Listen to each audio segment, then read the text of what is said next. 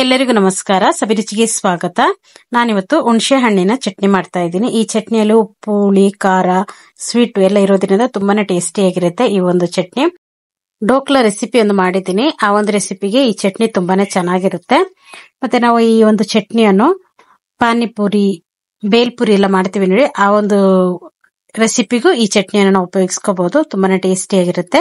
ಬನ್ನಿ ಈ ಒಂದು ರೆಸಿಪಿನ ಯಾವ ತರ ಮಾಡೋದು ಅಂತ ನೋಡೋಣ. ಅದಕ್ಕಿಂತ ಮುಂಚೆ ನೀವು ನಮ್ಮ ಚಾನೆಲ್ಗೆ ಹೊಸಬರಾಗಿದ್ರೆ ಇವಾಗಲೇ ನೀವು ಸಬ್ಸ್ಕ್ರೈಬ್ ಮಾಡಿ, ಪಕ್ಕದಲ್ಲಿರುವ ಬೆಲ್ ಐಕಾನ್ ಅನ್ನು ಕೂಡ ಪ್ರೆಸ್ ಮಾಡಿ. ಅದೇ ಹೇಗೆ ಮಾಡೋದು ಅಂತ ನೋಡೋಣ. ಮೊದಲನೇದಾಗಿ ನಾನಿಲ್ಲಿ ಒಂದು 1/4 kg ಆಗುವಷ್ಟು ಹುಣಸೆ ಹುಳಿಯನ್ನು ತಗೊಂಡಿದ್ದೀನಿ. ಅದನ್ನು ನಾನು ನೀರಿನಲ್ಲಿ ಚೆನ್ನಾಗಿ ತೊಳೆದು ಇಟ್ಕೊಂಡಿದ್ದೀನಿ. ಇವಾಗ ಇದಕ್ಕೆ ನಾನು ಬಿಸಿಯಾಗಿರುವಂಥ ಅಂದರೆ ಕುದೀತಾ ಇರುವಂಥ ನೀರನ್ನು ಇದಕ್ಕೆ ಹಾಕಿ ನಾನು ಇದನ್ನು ನೆನೆಸ್ಕೊಳ್ತಾ ಇದ್ದೀನಿ. ಚೆನ್ನಾಗಿದ್ದು ನೆನಿಲಿ. ಒಂದು ಅರ್ಧ ಗಂಟೆ ಆದರೂ ಇದು ನೆನಿಬೇಕು. ಇವಾಗ ಅರ್ಧ ಗಂಟೆ ಆಗಿದೆ ನೋಡಿ. ಹುಣಸೆ ಹುಳಿ ಚೆನ್ನಾಗಿ ಸಾಫ್ಟ್ ಆಗಿದೆ. ಇದನ್ನ ಇವಾಗ ಸ್ವಲ್ಪ ನೀರನ್ನು ಹಾಕೊಂಡು ಚೆನ್ನಾಗಿ ಇದನ್ನ ಕಿವುಚ್ಕೊಳ್ಳೋಣ. ಇವಾಗ ನೋಡಿ ಇದನ್ನ ಚೆನ್ನಾಗಿ ಕಿವುಚ್ಕೊಂಡಿದ್ದೀನಿ. ಈ ಥರ ಚೆನ್ನಾಗಿ ಕಿವುಚ್ಕೊಂಡ್ಮೇಲೆ ಇದು ಸ್ವಲ್ಪ ಒಳಗಡೆ ಎಲ್ಲ ಹೊರಟೊರಟಾಗಿರುತ್ತಲ್ಲ, ಅದು ಸಿಪ್ಪೆ ಎಲ್ಲ, ಅದಕ್ಕೆ ನಾವು ಇದನ್ನು ಚೆನ್ನಾಗಿ ಸೋದಿಸ್ಕೋಬೇಕು. ಒಂದು ಕ್ಲೀನ್ ಆಗಿರುವಂಥ ಕಾಟನ್ ಬಟ್ಟೆ ಇದ್ದರೆ ಅದರಲ್ಲೂ ಕೂಡ ನೀವು ಇದನ್ನು ಹಾಕ್ಕೊಂಡು ಚೆನ್ನಾಗಿ ಅದನ್ನು ನಾವು ಸೋದಿಸಿ ತಗೊಬೋದು. ನೋಡಿ ನಾನು ಈ ಥರ ಸೋದಿಸ್ಕೊಳ್ತಾ ಇದ್ದೀನಿ. ಸ್ವಲ್ಪ ಈ ಥರ ಪ್ರೆಸ್ ಮಾಡಿ ನಾವು ತೆಗೆದುಕೊಳ್ಬಿಡೋಣ. ಬಟ್ಟೆಯಲ್ಲಿ ಅಂದರೆ ನಮಗೆ ಈಸಿಯಾಗಿ ತಗೋಬೋದು. ಸ್ಟೈನರಲ್ಲಿ ಅಂದರೆ ಸ್ವಲ್ಪ ಪ್ರೆಸ್ ಮಾಡಬೇಕಾಗತ್ತೆ. ಈ ಥರ ನೀಟಾಗಿ ತೆಗೆದೆಲ್ಲ ರೆಡಿ ಮಾಡಿ ಇಟ್ಕೊಂಡಿದ್ದೀನಿ. ಇವಾಗ ಈ ಕಡೆ ಒಂದು ಪ್ಯಾನ್ ಇಟ್ಕೊಂಡಿದ್ದೀನಿ. ಅದಕ್ಕೆ 1 ಸ್ಪೂನ್ ಆಗುವಷ್ಟು ಪೆಪ್ಪರು, 1 ಸ್ಪೂನ್ ಆಗುವಷ್ಟು ಸೋಂಪು, 1 ಸ್ಪೂನ್ ಆಗುವಷ್ಟು ಜೀರಿಗೆಯನ್ನು ಹಾಕ್ಕೊಂಡು ಇದನ್ನು ನಾನು ಫ್ರೈ ಮಾಡ್ಕೊಳ್ತಾ ಇದ್ದೀನಿ. ಜಾಸ್ತಿ ಹೊತ್ತು ಫ್ರೈ ಮಾಡಬೇಕು ಅಂತೇನಿಲ್ಲ, ಒಂದು ಸ್ವಲ್ಪ ಹೊತ್ತು ಫ್ರೈ ಮಾಡಿಕೊಂಡ್ರೆ ಸಾಕು. ನೋಡಿ ಈ ಥರ ಇದನ್ನು ಫ್ರೈ ಮಾಡ್ಕೊಂಡಿದ್ದೀನಿ. ಸ್ವಲ್ಪ ಕಲರ್ ಚೇಂಜ್ ಆಗೋವರೆಗೂ ನಾವು ಇದನ್ನು ಫ್ರೈ ಮಾಡಿಕೊಂಡ್ರೆ ಸಾಕಾಗುತ್ತೆ. ನೋಡಿ ಈ ಥರ ಫ್ರೈ ಮಾಡ್ಕೊಂಡಿದ್ದೀನಿ. ಇವಾಗ ಇದನ್ನು ತೆಗೆದಿಟ್ಕೊಂಡ್ಬಿಡೋಣ. ಇದು ಪೂರ್ತಿಯಾಗಿ ತಣ್ಣಗಾಗಲಿ. ತಣ್ಣಗಾದ ಮೇಲೆ ಒಂದು ಮಿಕ್ಸಿ ಜಾರ್ ತಗೊಂಡು ಇದನ್ನು ನಾವು ಪೌಡ್ರ್ ಮಾಡ್ಕೊಳ್ಬೇಕು. ಇದನ್ನು ನಾನೀಗ ಪೌಡ್ರ್ ಮಾಡ್ಕೊಳ್ತೀನಿ. ನೋಡಿ ಈ ಥರ ತರಿತರಿಯಾಗಿ ನಾನಿಲ್ಲಿ ಇದನ್ನು ಪೌಡ್ರ್ ಮಾಡ್ಕೊಂಡಿದ್ದೀನಿ. ಪೂರ್ತಿಯಾಗಿ ನುಣ್ಣಗೆ ಮಾಡ್ಕೊಳ್ಳಿಕ್ಕೆ ಹೋಗ್ಬಿಡಿ, ತರಿತರಿಯಾಗಿದ್ದರೆ ಸಾಕು. ಇವಾಗ ಬಾಣಲೆ ಇಟ್ಕೊಂಡಿದ್ದೀನಿ. ಇದಕ್ಕೆ ನಾನೊಂದು 2 ಟೇಬಲ್ ಸ್ಪೂನ್ ಆಗುವಷ್ಟು ಎಣ್ಣೆಯನ್ನು ಹಾಕ್ಕೊಂಡಿದ್ದೀನಿ. ಎಣ್ಣೆ ಚೆನ್ನಾಗಿ ಬಿಸಿ ಆದಮೇಲೆ ಇದಕ್ಕೆ ನಾನು ಜೀರಿಗೆಯನ್ನು ಹಾಕ್ಕೊಳ್ತಾ ಇದ್ದೀನಿ. ಜೀರಿಗೆಯನ್ನು ಹಾಕ್ಕೊಂಡು ಸ್ವಲ್ಪ ಇದು ಕಲರ್ ಚೇಂಜ್ ಆಗೋವರೆಗೂ ಫ್ರೈ ಮಾಡ್ಕೊಳ್ಳೋಣ. ನೋಡಿ ಇವಾಗ ಇದು ಚೆನ್ನಾಗಿ ಫ್ರೈ ಆಗಿದೆ. ನೋಡಿ ಆದಮೇಲೆ ನಾನು ಇದಕ್ಕೆ ಬೆಲ್ಲವನ್ನು ಸೇರಿಸ್ಕೊಳ್ತಾ ಇದ್ದೀನಿ. ಒಂದು 3/4 ಕಪ್ ಆಗುವಷ್ಟು ಬೆಲ್ಲವನ್ನು ಸೇರಿಸ್ಕೊಂಡಿದ್ದೀನಿ. ಬೆಲ್ಲ ಕರಗಲಿಕ್ಕೋಸ್ಕರ ನಾನು ಸ್ವಲ್ಪ ಇಲ್ಲಿ ನೀರನ್ನು ಸೇರಿಸ್ಕೊಳ್ತಾ ಇದ್ದೀನಿ.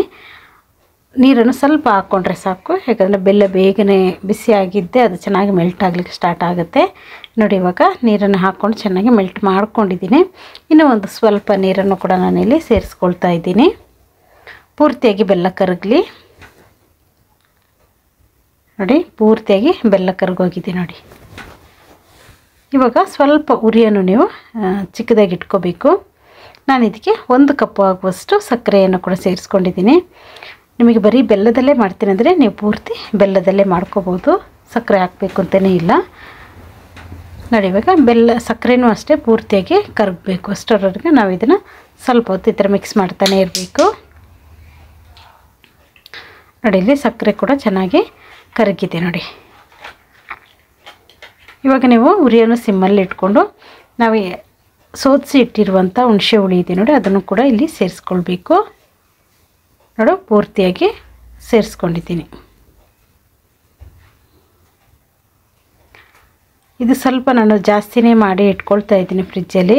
ಸ್ನ್ಯಾಕ್ಸ್ ಏನಾದರೂ ಮಾಡಬೇಕಾದ್ರೆ ನಾವು ಈ ಒಂದು ಹುಣಸೆ ಹುಳಿ, ಈ ಒಂದು ಖಾರ ಚಟ್ನಿಯನ್ನು ಸೇರಿಸ್ಕೋಬೋದು, ಚೆನ್ನಾಗಿರುತ್ತೆ.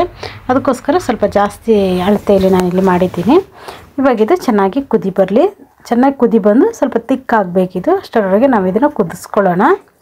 ಇವಾಗ ನಾವು ಪೌಡ್ರ್ ಮಾಡಿ ಇಟ್ಕೊಂಡಿರುವಂಥ ಪೌಡರ್ ಇದೆ ನೋಡಿ, ಮಸಾಲೆ ಪುಡಿ, ಅದನ್ನು ಕೂಡ ಇಲ್ಲಿ ಸೇರಿಸ್ಕೊಳ್ತಾ ಇದ್ದೀನಿ. ಇದರ ಜೊತೆಗೇ 1 ಸ್ಪೂನ್ ಆಗುವಷ್ಟು ಶುಂಠಿ ಪೌಡರನ್ನು, ಒಣ ಶುಂಠಿ ಪೌಡರನ್ನು ಹಾಕ್ಕೊಂಡಿದ್ದೀನಿ. ಖಾರದ ಪುಡಿಯನ್ನು ಕೂಡ ಇಲ್ಲಿ ಸೇರಿಸ್ಕೊಳ್ತಾ ಇದ್ದೀನಿ. 1 ಸ್ಪೂನ್ ಆಗುವಷ್ಟು ಖಾರದ ಪುಡಿಯನ್ನು ಹಾಕ್ಕೊಂಡಿದ್ದೀನಿ. ರುಚಿಗೆ ತಕ್ಕಷ್ಟು ಉಪ್ಪನ್ನು ಕೂಡ ಸೇರಿಸ್ಕೊಂಡು ಇದನ್ನು ಒಮ್ಮೆ ನಾವು ಚೆನ್ನಾಗಿ ಮಿಕ್ಸ್ ಮಾಡ್ಕೊಳ್ಳೋಣ. ಇದ್ರ ಜೊತೆಗೇ ಒಂದು 1/4 ಸ್ಪೂನ್ ಆಗುವಷ್ಟು ಗರಂ ಮಸಾಲೆಯನ್ನು ಹಾಕ್ಕೊಂಡ್ರೆ ಸಾಕು. ಹಾಕೊಂಡೊಮ್ಮೆ ಇದನ್ನು ಮಿಕ್ಸ್ ಮಾಡ್ಕೋಬೇಕು ಚೆನ್ನಾಗಿದು ಕುದಿ ಬರಲಿ. ಸ್ವಲ್ಪ ತಿಕ್ಕಾಗಿ ಆಗಬೇಕು ನೋಡಿ. ಈ ಒಂದು ಹದದಲ್ಲಿ ಬಂದರೆ ಸಾಕು, ಇಷ್ಟಾದರೆ ಸಾಕು. ಇವಾಗ ಸ್ಟವನ್ನು ಆಫ್ ಮಾಡ್ಕೊಂಬಿಡೋಣ. ಇದು ಪೂರ್ತಿಯಾಗಿ ತಣ್ಣಗಾದ್ಮೇಲೆ ಒಂದು ಬೌಲಲ್ಲಿ ಹಾಕಿ ಎತ್ತಿಟ್ಕೊಂಬಿಡೋಣ. ತುಂಬಾ ರುಚಿ ಆಗಿರುವಂಥ ಹುಣಸೆ ಹುಳಿಯ ಚಟ್ನಿ ಇಲ್ಲಿ ರೆಡಿಯಾಗಿದೆ ನೋಡಿ. ನಾನು ಡೋಕ್ಲಾ ಮಾಡಿದ್ದೀನಿ ಒಂದು ರೆಸಿಪಿ. ಆ ರೆಸಿಪಿಗಂತೂ ಇದು ತುಂಬಾ ಟೇಸ್ಟಿಯಾಗಿರುತ್ತೆ, ತುಂಬಾ ರುಚಿ ಕೊಡುತ್ತೆ ಈ ಒಂದು ಚಟ್ನಿ. ನೀವು ಕೂಡ ಇದೇ ಥರ ಒಮ್ಮೆ ಟ್ರೈ ಮಾಡಿ. ಈ ವಿಡಿಯೋ ನಿಮಗೆ ಇಷ್ಟ ಆಯಿತು ಅಂದರೆ ಲೈಕ್ ಮಾಡಿ, ಶೇರ್ ಮಾಡಿ, ಸಬ್ಸ್ಕ್ರೈಬ್ ಮಾಡಿ. ವಿಡಿಯೋ ನೋಡಿದ್ದಕ್ಕಾಗಿ ಧನ್ಯವಾದಗಳು. ನಾನು ಸಬಿ.